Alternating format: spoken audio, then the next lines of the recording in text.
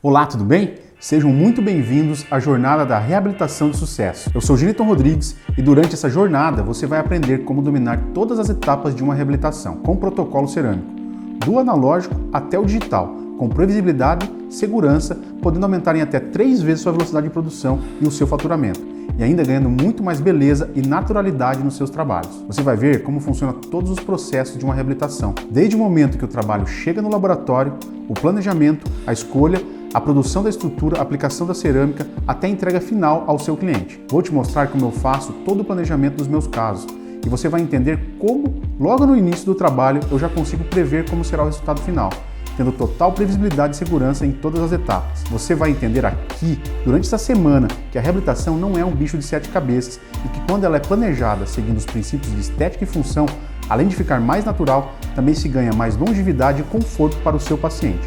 Você vai ver que a reabilitação vai muito além da aplicação de cerâmica, que quando você domina todas as etapas que antecedem a aplicação, tudo se torna mais fácil. O fato de você estar aqui hoje mostra que você está buscando algo diferente para o seu trabalho. Mostra que você não quer ser só mais um técnico fazendo mais do mesmo. Mostra que você quer vida, naturalidade, funcionalidade, longevidade e uma beleza que só as suas próteses vão ter. O fato de você estar aqui hoje mostra também que você não quer que o preço do seu trabalho seja um fator determinante para que o cliente escolha entre você e seu concorrente. Então eu te digo, você está no lugar certo, você está no melhor lugar para alcançar esse objetivo e dominar de vez a reabilitação com o protocolo cerâmico. Mas antes de mais nada, eu quero te dar os parabéns, porque você escolheu estar aqui hoje assistindo às minhas aulas e isso já te diferencia dos demais técnicos.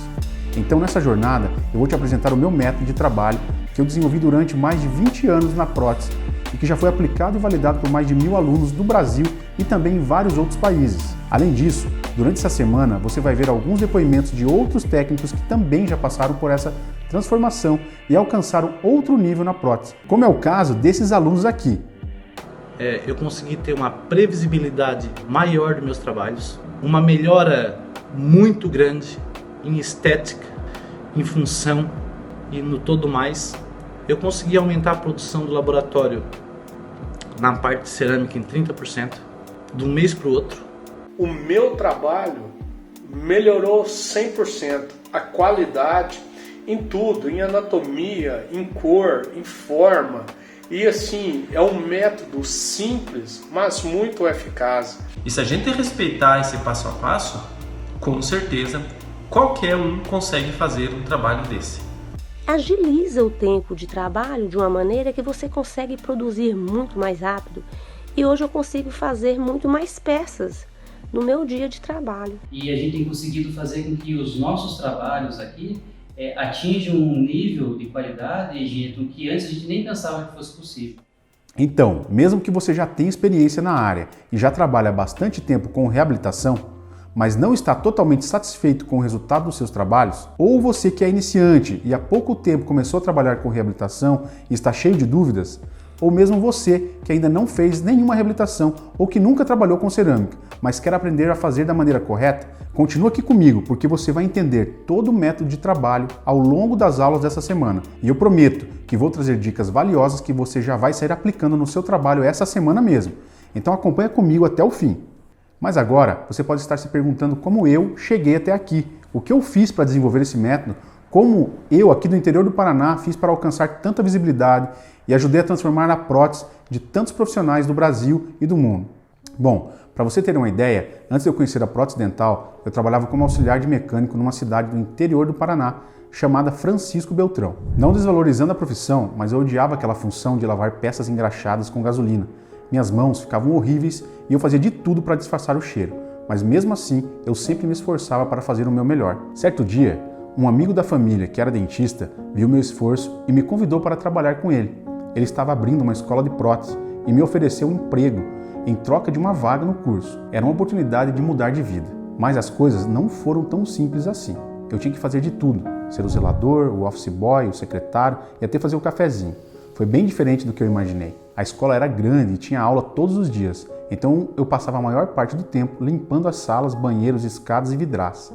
Até que chegou um ponto que eu não me sentia mais motivado. Eu tinha saído de auxiliar de mecânico para zelador. Lembro que depois de um longo dia, onde sempre percorria 16 km de bicicleta para ir e voltar ao trabalho, cheguei em casa exausto e muito desanimado, pensando até em desistir. Mas meus pais, a quem eu devo tudo que sou hoje, me falavam: você vai ser grande, meu filho, é só uma fase. Como eu trabalhava o dia inteiro, não tinha tempo de me dedicar ao curso, não tinha tempo de treinar anatomia e meus dentes raramente eram aprovados pelo professor. Por isso eu passava o final de semana inteiro estudando e logo percebi uma grande evolução nos meus trabalhos. Quando entrei para o laboratório e comecei a trabalhar, eu ficava observando os ceramistas. Ainda não tinha feito amizade com nenhum deles, mas ficava observando como eles se comportavam, como eles se vestiam. Eles eram os caras mais bem vestidos dentro do laboratório e andavam com seus carrões. E eu ficava imaginando, poxa, um dia eu quero chegar nesse estágio. Foi quando eu decidi que eu também queria fazer o que aqueles caras faziam. Queria aplicar aquelas massinhas cor-de-rosa também. Mesmo não sabendo o que era aplicar cerâmica, eu já tinha esse objetivo, o de chegar ao setor dos caras. Só que naquela época, há 22 anos atrás, isso era muito difícil. Era muito difícil de aprender. Sabe por quê? Porque não havia esse compartilhar de conhecimento como existe hoje. Hoje a informação está no nosso alcance, muito fácil. Existem vários profissionais, vários cursos, várias formas de aprender. Naquela época a informação era mantida em segredo, como se fosse um tesouro, e não compartilhavam com ninguém. Durante esse período eu passei por todos os setores dentro do laboratório, e isso foi muito importante para mim. Eu não desvalorizo nenhum setor. Passei pela área do gesso, pela área da escultura, pela área da usinagem, passei pelas próteses removíveis, prótese total, PPR, eu fiz de tudo dentro do laboratório. No começo eu ajudei até na limpeza. Mas o meu sonho sempre foi chegar lá, na aplicação de cerâmica. Só que isso demorou mais do que eu imaginava, justamente por essa falta de compartilhamento de informação. Então eu ficava com aquilo na cabeça: eu preciso aprender a aplicar cerâmica, porque é isso que vai me dar o carrão, é isso que vai me trazer o conforto para a minha família. Não estou desmerecendo nenhum outro setor, mas eles eram os caras que a gente queria copiar, porque a aplicação de cerâmica é o setor mais valorizado dentro do laboratório. E eu vi a importância de aprender a fazer isso. Logo quando ganhei a oportunidade de trabalhar com cerâmica e com reabilitações, eu não me sentia satisfeito com o meu trabalho, não me sentia satisfeito com os resultados que eu estava alcançando. Via que meus trabalhos saíam arredondados, os efeitos não apareciam e muitas vezes eu tinha que contar com a sorte, porque às vezes alguns trabalhos trincavam, outros trabalhos davam porosidades e eu não sabia onde estava errando. Foi quando comecei a investigar o porquê dessas situações. Eu vi algumas fotografias de trabalhos de colegas e aquilo me chamava atenção e eu me sentia frustrado porque eu não conseguia alcançar aqueles resultados. E eu pensava, se eles conseguem, por que eu não vou conseguir? Onde está o mistério? O que eu preciso fazer para poder alcançar esses resultados? Então eu resolvi realmente estudar a fundo a reabilitação com protocolo cerâmico. E depois de algum tempo, entre muitos erros e acertos, eu descobri onde estava errando e a partir daí eu passei a me tornar um especialista nesse tipo de trabalho. Depois de estudar muito, os resultados começaram a aparecer de forma natural. Meu trabalho começou a ter uma identidade e um reconhecimento a nível internacional. E os clientes começaram a exigir que fosse eu que realizasse os trabalhos para eles. E o interessante foi que meus colegas da região começaram a me procurar para saber como eu estava tendo aqueles resultados. Foi aí que eu percebi a grande dificuldade que esses técnicos tinham de fazer reabilitações e como isso era um grande problema para eles. Percebi também que o que tinha de informação disponível não era suficiente para conseguir um bom resultado do início até o final do trabalho e que eu poderia ensinar a eles o que eu tinha aprendido. Foi então que comecei a desenvolver um método, um passo a passo completo que pudesse ser facilmente aplicado por qualquer técnico, de qualquer área, de qualquer forma, simples, prática e muito produtivo. E foi assim que em 2013 eu comecei a dar cursos e desde então descobri que eu amo ensinar e ajudar os outros técnicos a evoluírem. Isso acabou se tornando um foco do meu trabalho. Ao longo dos últimos anos, eu passei a produzir conteúdo sobre reabilitações com protocolo cerâmico, disponibilizando nas minhas redes sociais e no meu canal do YouTube. E eu confesso a vocês que quando eu comecei a ministrar cursos, eu não imaginava ir tão longe. A minha ideia lá no início era ajudar a impactar apenas os técnicos da minha região. Eu não imaginava que um dia eu iria ensinar um método para técnicos do Brasil e também de outros países. Atualmente eu já tive a oportunidade de aplicar a minha metodologia de trabalho em 12 países. E hoje eu me divido entre reproduzir próteses e dar aula. E ao ver cada transformação dos meus alunos, eu me motivo cada vez mais a ajudar mais gente a transformar o resultado dos seus trabalhos e torná-los únicos, através de um método simples e fácil de aplicar. E é por isso que eu estou aqui hoje, proporcionando essa semana de aulas gratuitas para vocês. Bom pessoal, agora eu quero mostrar para vocês esse pequeno vídeo que mostra um pouco do meu trabalho e também alguns resultados que meus alunos já conquistaram ao aplicar o meu método.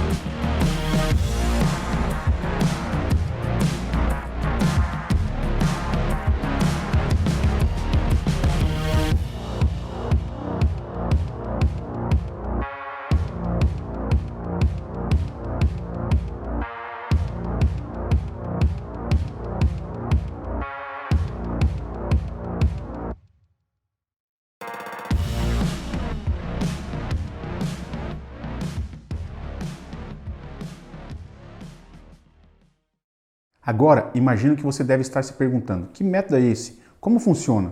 Mas antes de eu explicar esse método, eu preciso te perguntar algo muito importante. Como você vai acertar se você não sabe onde está errando? E por que eu te pergunto isso? Você já ouviu aquele ditado, o olho vê somente o que a mente está preparada para compreender? Então agora, vamos à aula de hoje. Antes de eu ir direto ao conteúdo, eu quero mostrar esse slide com essas 3 figuras para vocês. É uma propaganda do fio dental Colgate. Eu quero que vocês observem o que eles têm em comum, o que essas 3 figuras têm em comum, o que os seus olhos vão diretamente buscar nessas 3 figuras. Vou dar aí um minutinho para vocês pensarem, né? E escreverem, tá? Olha só, pessoal. Eu aposto que a maioria de vocês falou dos dentes, da sujeira nos dentes, né? Dos 3 homens. Por quê? Porque o nosso olho ele relaciona o que ele enxerga, né? Ele viu o fio dental, ele já relacionou com os dentes, né? E aí você vai lá e vê que tem uma sujeirinha no dente da primeira figura, da segunda figura e da terceira. Só que quando a gente para observar o contexto geral dessas 3 figuras, a gente observa que na primeira figura a mulher está com 3 braços, né? Você vê lá que ela tem o braço direito, o esquerdo e tem mais um braço passando por trás do rapaz, né? Vocês tinham observado isso?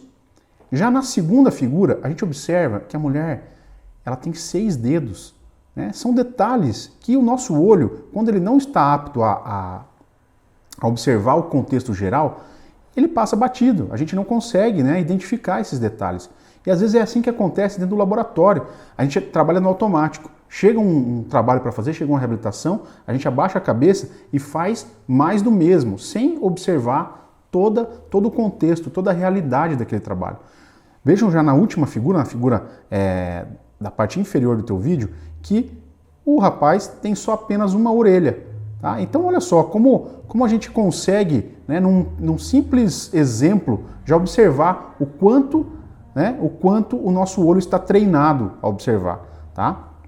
Então a gente precisa sempre estar atento a todos os detalhes, principalmente na nossa profissão, principalmente se tratando de uma reabilitação.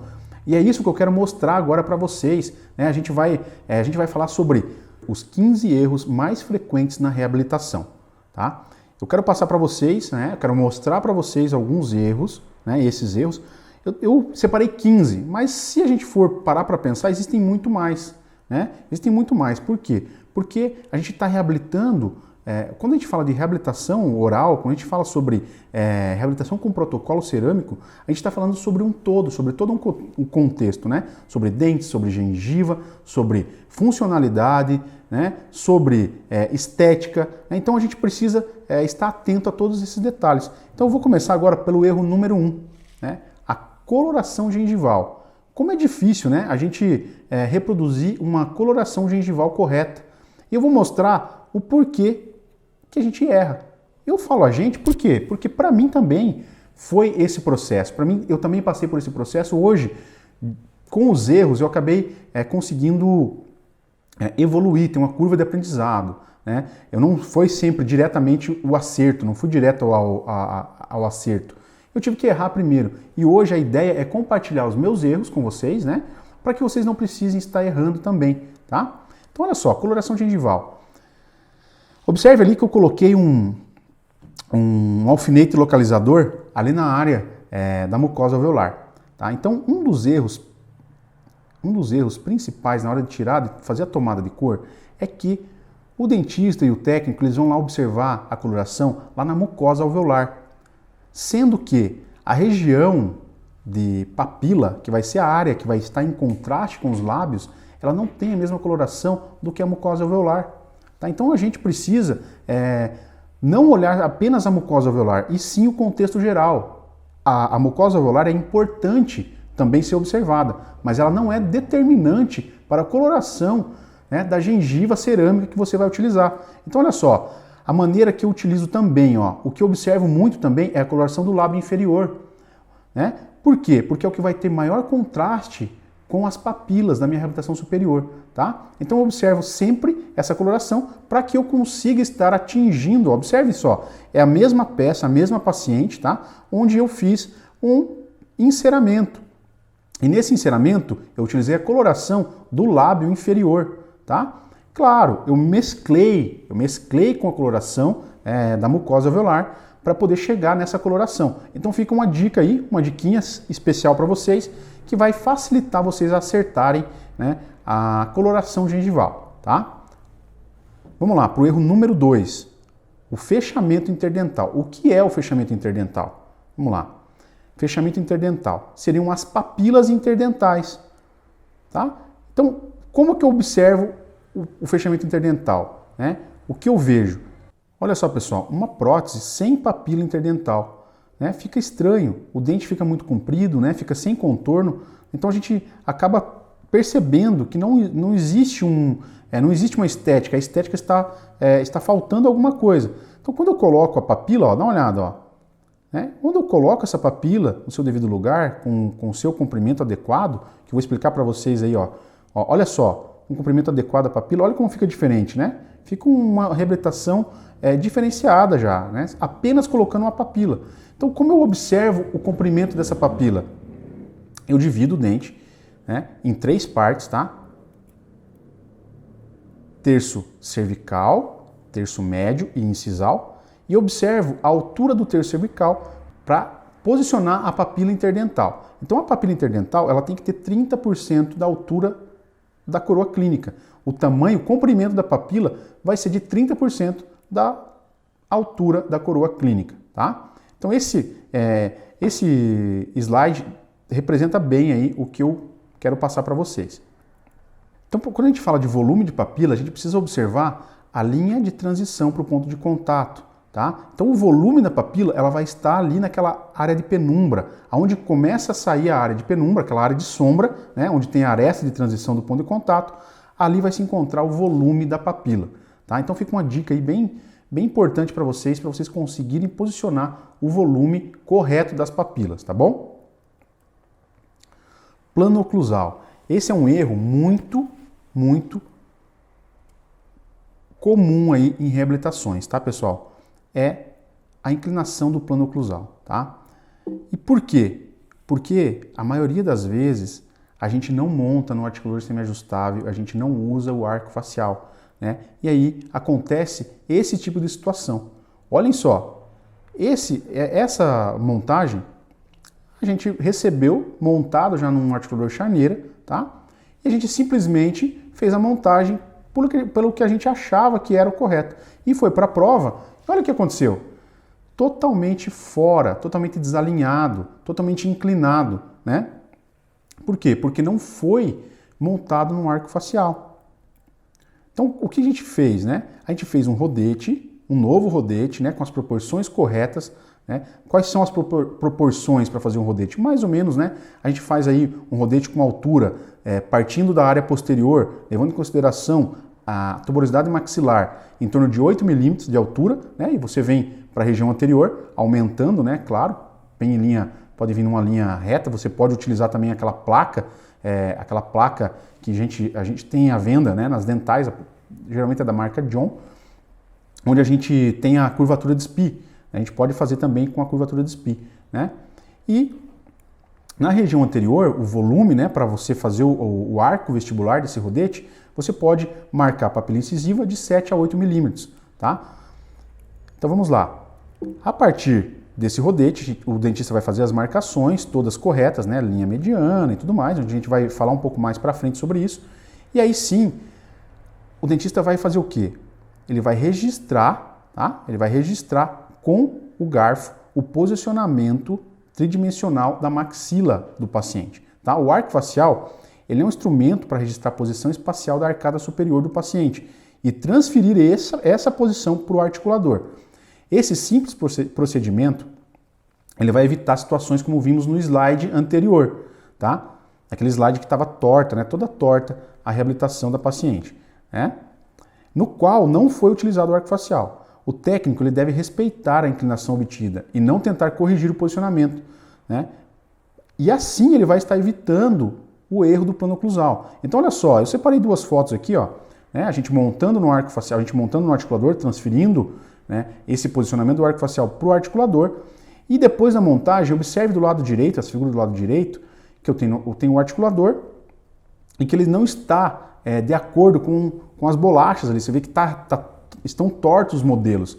Por quê? Porque é exatamente assim que é a situação do paciente. Tá? E isso vai me dar a orientação correta. Então, geralmente, o que o técnico faz? Ah, mas ficou muito torto isso aqui e tal. Eu vou lá e corrijo esse posicionamento, achando que eu estou fazendo uma coisa certa. E, na verdade, estou fazendo uma coisa errada.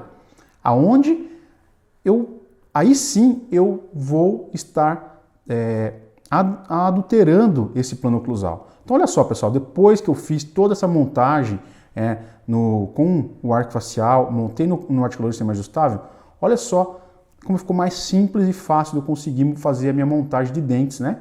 E conseguir, de maneira correta, reproduzir o sorriso da paciente, tá? É lógico, levando outras coisas em consideração, como análise facial, né? Eu vou falar mais pra frente sobre análise facial. Outro caso, né, também de um desvio de linha média, né, um plano oclusal totalmente inclinado, onde a gente observa, né, onde foi também feita uma tomada em arco facial e logo depois eu consegui acertar a linha média e plano oclusal. Vocês observem que essa é uma maneira muito eficaz de você corrigir essas inclinações de plano oclusal. Contorno gengival. Contorno gengival. Olha só, pessoal, vou mostrar para vocês uma reabilitação sem contorno gengival. Às vezes o paciente chega no consultório e ele fala assim, não quero gengiva, eu não quero que você coloque gengiva rosa, eu quero só dente. Mas olha só que estranho que fica faltando alguma coisa, né? Realmente, o paciente às vezes ele precisa entender que ele teve essa perda tecidual, né? Que ele teve essa perda de tecido gengival e que é necessário, né? Essa recuperação de tecido, né? Olha só como fica muito mais bonito. A princípio, o paciente ele não queria. E como eu fiz para convencer esse paciente? Falei, não, deixa eu fazer um teste, eu vou fazer em cera, eu vou encerar a sua gengiva nas proporções corretas, né? A gente vai falar na segunda aula, né? A gente vai falar sobre tecido gengival, sobre as proporções do tecido. Eu vou dar uma introdução hoje para vocês, mas na segunda aula eu vou falar mais sobre isso, né? Então observem só.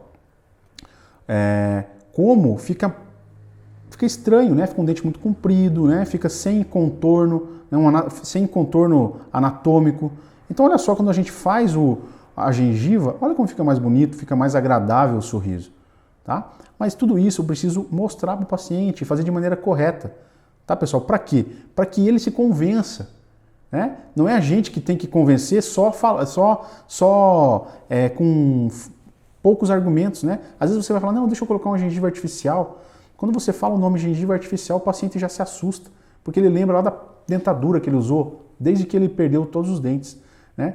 Então é importante a gente saber, conhecer todas essas anatomias, né? Anatomia e morfologia gengival, para que a gente consiga realmente estar reabilitando de forma correta.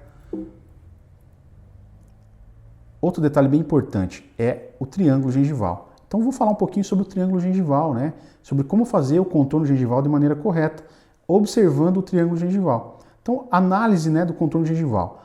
A linha estética gengival, ela segue a arquitetura óssea, tá? Idealmente, as margens gengivais dos incisivos centrais devem apresentar o mesmo nível, tá? Então, os incisivos centrais, eles vão apresentar o mesmo nível gengival, tá? Os incisivos laterais devem ser posicionados meio milímetro abaixo dos incisivos centrais. Corrigindo, né? Ou esclarecendo. O contorno gengival deve ser meio milímetro abaixo, tá? Meio milímetro abaixo dos incisivos centrais, tá bom? E nos caninos devem estar na mesma altura dos incisivos centrais, para poder formar esse triângulo gengival aqui que vocês estão vendo marcado em verde, tá? Então ficou bem aqui, ó, ficou bem representado aqui no nosso slide, tá? O triângulo gengival, tá bom? Vamos lá. Aqui eu tenho um exemplo de uma paciente que foi reabilitada, né, que estava sendo feito o planejamento, onde a gente observa que não foi respeitado o triângulo gengival. Tem uma linha, né? E essa linha ela vem decrescente de canino para incisivo central. Então olha como fica estranho no sorriso. Tá? Então eu separei os erros e estou mostrando para vocês como fica quando você faz de forma errada. Olha como fica estranho. Agora olha quando você respeita o triângulo gengival. Olha como fica harmônico, como o sorriso ele se harmoniza. Tá? Então a gente precisa entender todos esses detalhes, tá? Para poder chegar realmente no que é o ideal para cada paciente. Né? Então você vê que são uma série de situações, é uma série de itens para a gente respeitar. Vamos ver o próximo item, qual é? O contato interdental. Tá? O contato interdental ele precisa ser feito de uma maneira também adequada. Tá? Nos dentes anteriores, a posição dos pontos de contato está diretamente relacionada com a sua morfologia e inclinação no arco. Tá?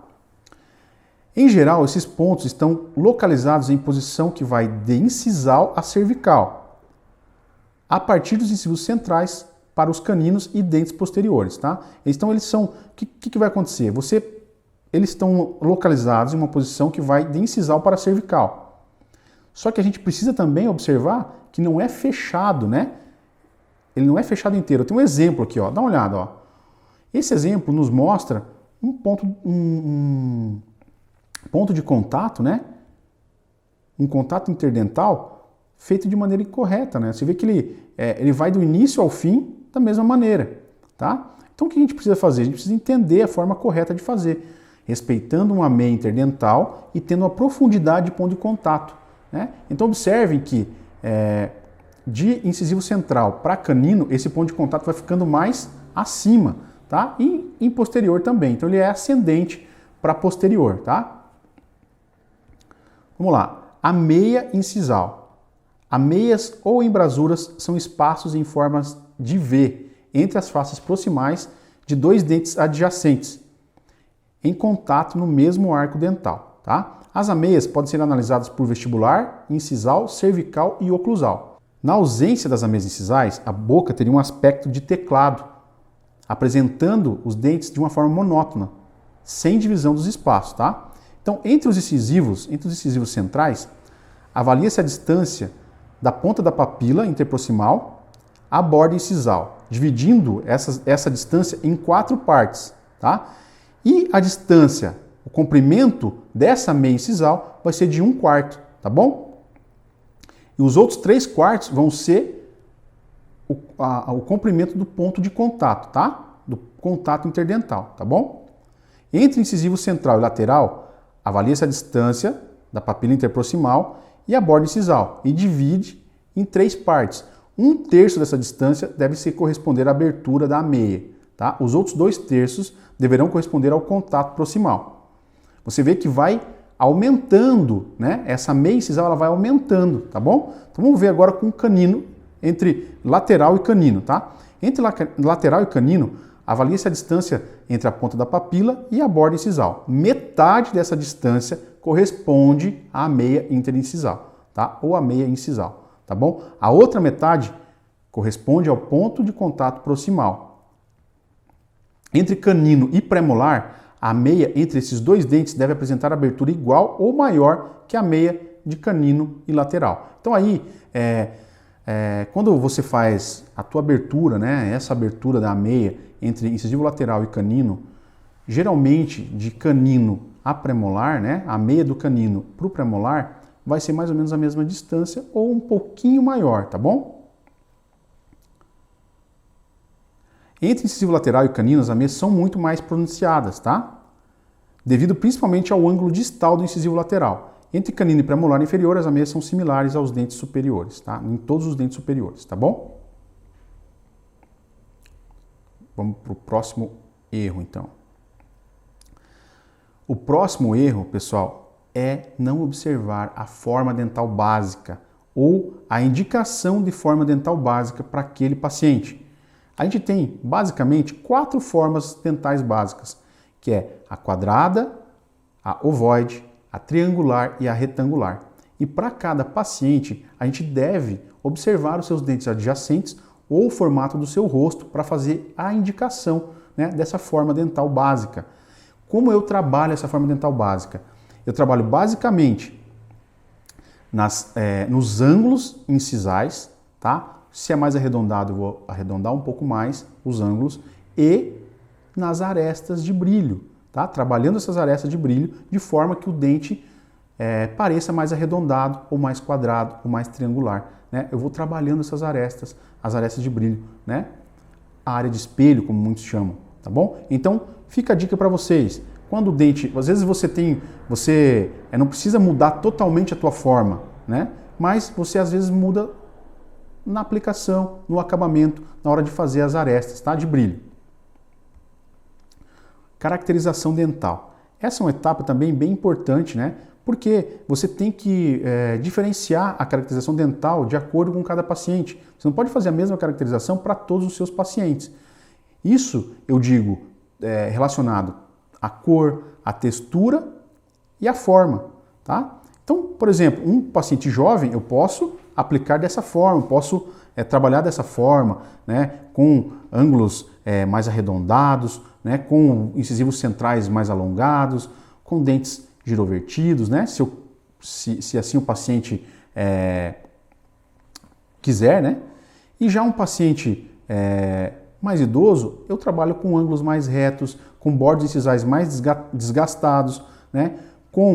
Sem a presença de mamelos, né? Então a gente precisa diferenciar essa essa caracterização dental, tá?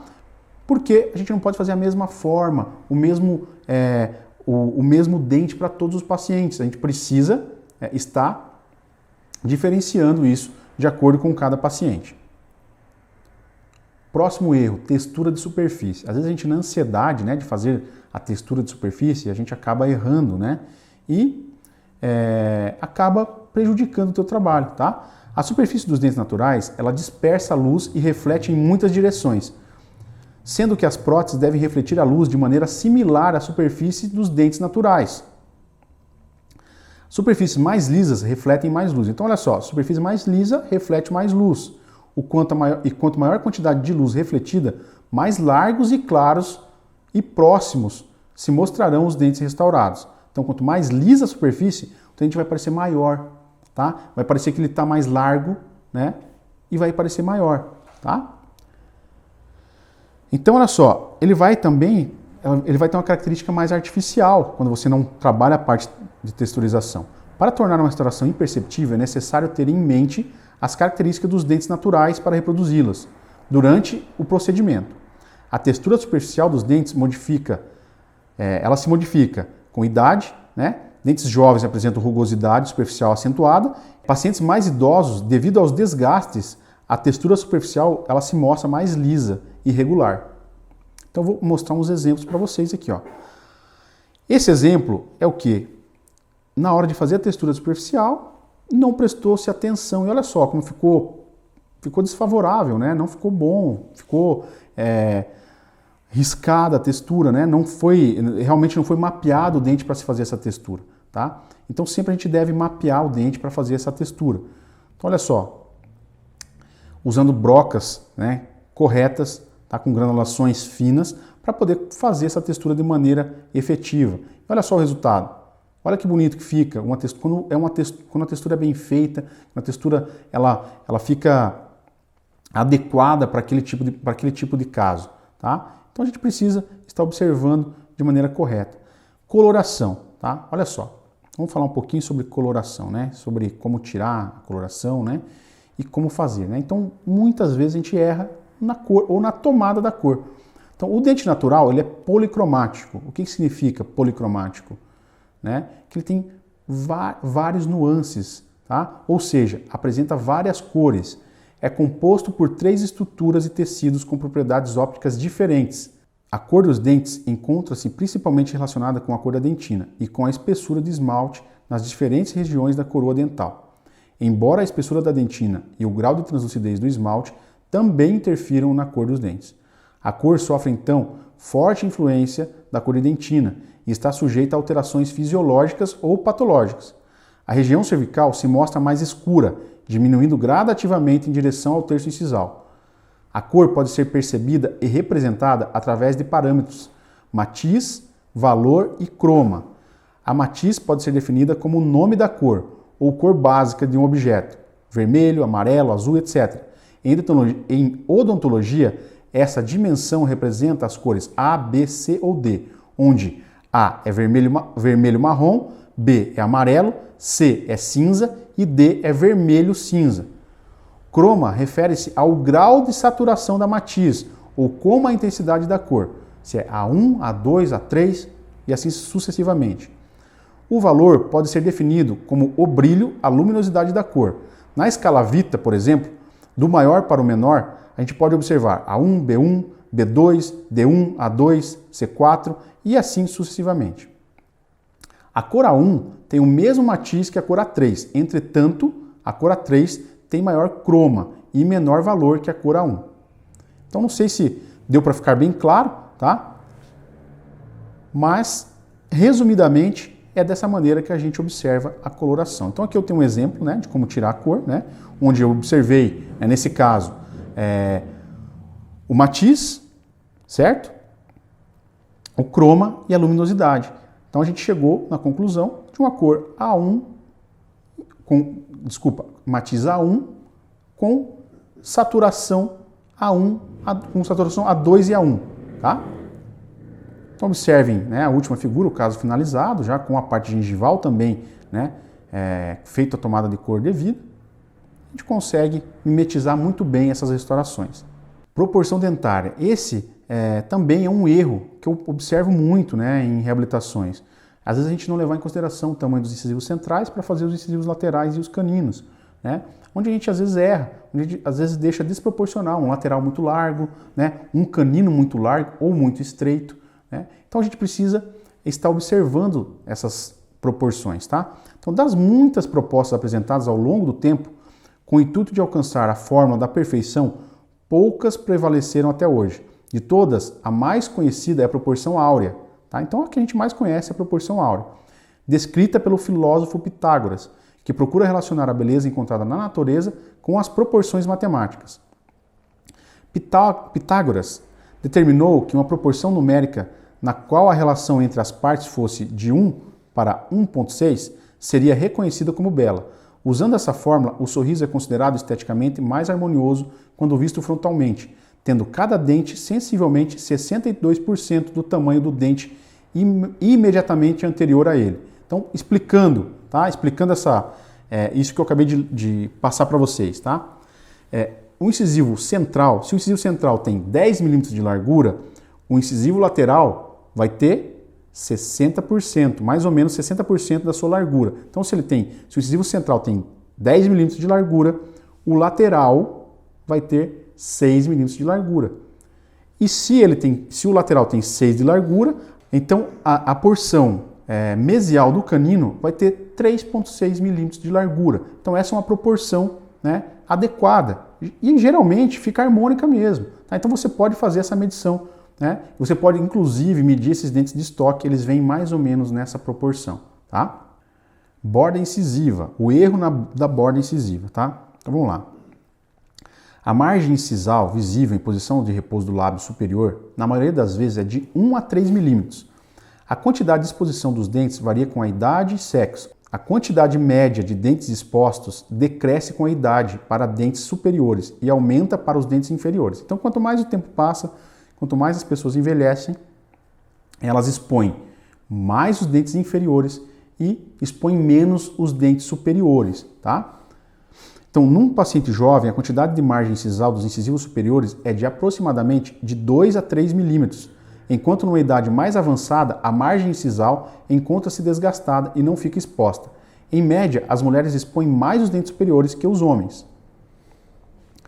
As bordas incisais dos incisivos laterais superiores geralmente são mais curtas em relação aos incisivos centrais. Isso varia de meio milímetro a 1,5 milímetro, tá? A altura da cúspide dos caninos normalmente se apresenta no mesmo plano acima das bordas incisais dos centrais.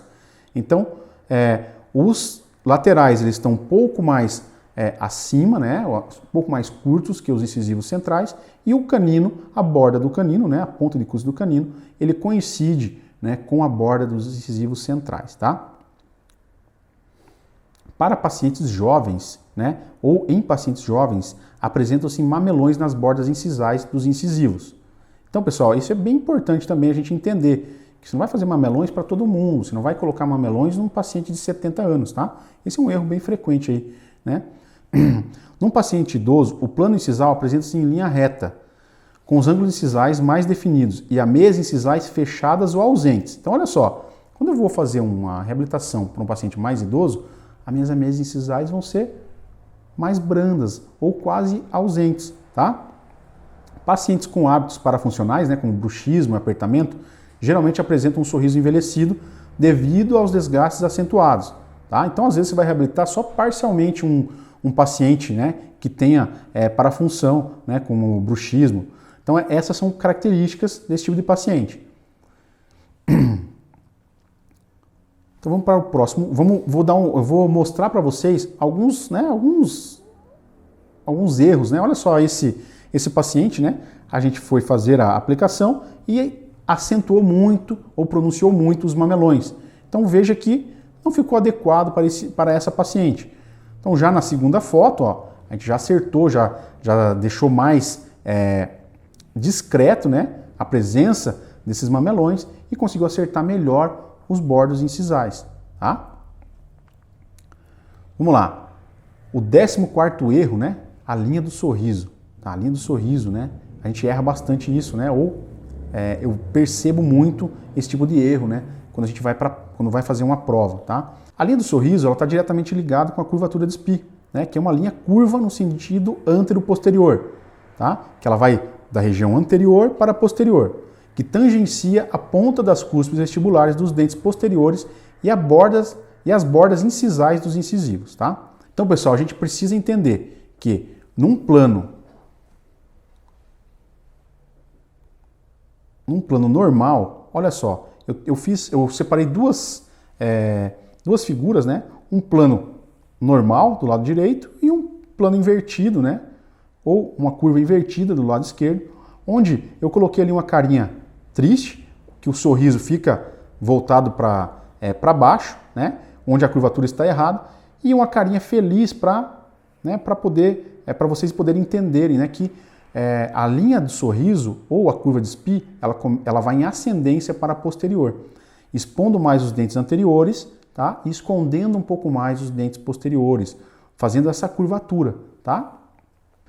Agora, pessoal, o 15º erro, que eu acho que talvez seja o mais importante a gente acertar, que é a linha média. Se você acertar todos os outros e errar a linha média, você põe tudo a perder, tá? Então, linha média. A linha média facial divide a face em duas extremidades, enfatizando as características dos lados direito e esquerdo da face, que ao permitir uma avaliação mais consistente das estruturas, constitui o ponto de partida do tratamento estético. Geralmente, o ponto de partida do tratamento é a linha mediana, tá? Sem linha mediana, a gente não pode fazer muita coisa, tá bom? A linha mediana facial pode ser determinada por uma linha traçada a partir do ponto de glabela, passando pela ponta do nariz. Deixa eu ver se eu acho que eu separei aqui, ó. Separei aqui essa linha, né? Então, ela pode ser... você pode traçar uma linha começando pela glabela, a ponta do nariz, pelo filtro labial e na ponta do mento. Você marca esses 3 pontos e traça uma linha, você vai encontrar a linha mediana, tá? A linha mediana facial pode ser determinada por uma linha traçada a partir do ponto da glabela, passando pela ponta do nariz, tubérculo e filtro labial até a ponta do mento. O filtro labial associado à glabela pode ser considerado um parâmetro confiável para o estabelecimento da linha média facial, bem como das linhas médias dentárias, tá? Depois eu vou deixar todas as referências bibliográficas para vocês, tá bom, pessoal? Que quando elas apresentam essa coincidência, a linha facial transmite o conceito de simetria radiante, buscando então uma beleza a partir dessa diversidade, tá? Também a gente pode observar a coincidência da linha mediana com a RAF palatina, tá? Então, a RAF palatina, ela vai também indicar a linha mediana, tá?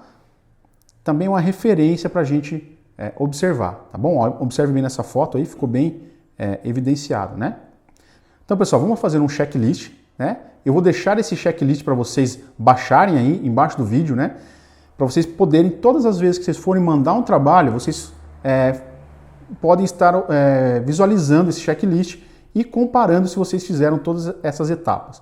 Então, coloração gengival, fechamento interdental, plano oclusal, contorno gengival, triângulo gengival, contato interdental, ameia incisal, forma dental básica, caracterização dental, textura de superfície, cor, proporção dentária, borda incisiva, linha do sorriso e linha mediana, tá? Esses são os cuidados básicos, tá? Para que a gente consiga entregar um trabalho, né? Um trabalho com o mínimo de erro possível, tá, pessoal? É lógico que todo mundo vai ter a sua curva de aprendizado, tá? E é para isso que a gente está montando a gente montou essa semana, a gente fez esse evento para vocês, a jornada da reabilitação de sucesso. Viu só, pessoal? A importância de aprender primeiro a teoria e como as técnicas funcionam para depois começar a praticar? Viu como a aplicação de cerâmica é apenas uma etapa da reabilitação e que você precisa realmente entender o que você está fazendo para chegar em um bom resultado? A aplicação de cerâmica é só a cereja do bolo. E para você colocar a cereja, você precisa de ter o bolo. Então, não adianta você ir praticando sem saber o que está fazendo.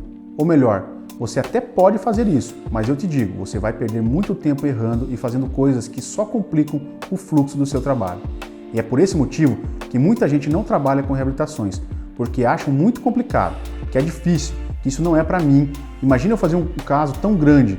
Eu vejo quantas pessoas têm medo e se sentem inseguras para realizar esse tipo de trabalho. Você já ouviu aquele ditado, quem não sabe para onde vai, qualquer caminho serve?